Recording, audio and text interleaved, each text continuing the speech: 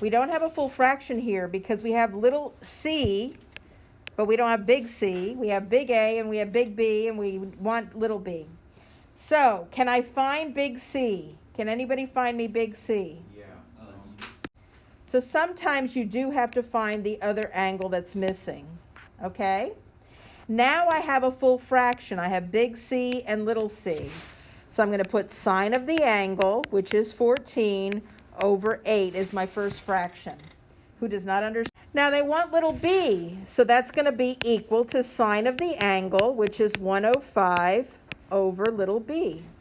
Now, yesterday we learned how to cross multiply, and this is just ugly cross multiplying, but it's just cross multiplying. So we have b sine of 14 equals 8 sine of 105. So in order to leave the b alone, we have to divide by sine of 14 on both sides.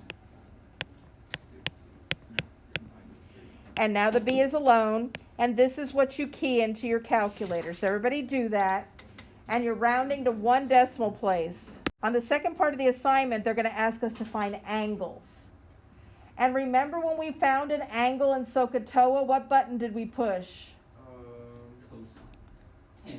What button on our calculator do we push? The second button. So you're going to be pushing a second sign to find it. Just remember that on 5 down, you're going to have to use the second button.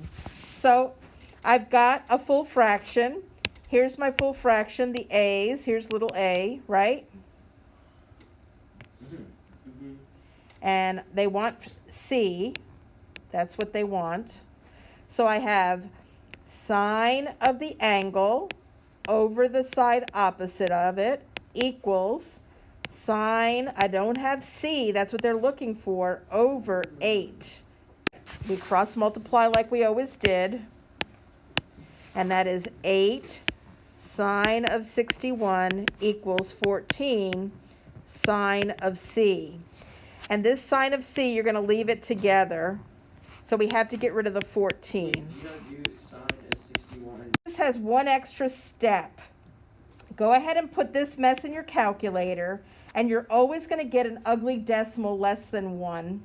So when you put in that left side, you got that ugly decimal. That doesn't equal c, that equals sine of c. So now if you do second sine of second answer, you'll get c. Go ahead and tell me what it is. So that's 30 degrees. And that is your answer. So find angle C equals 30 degrees.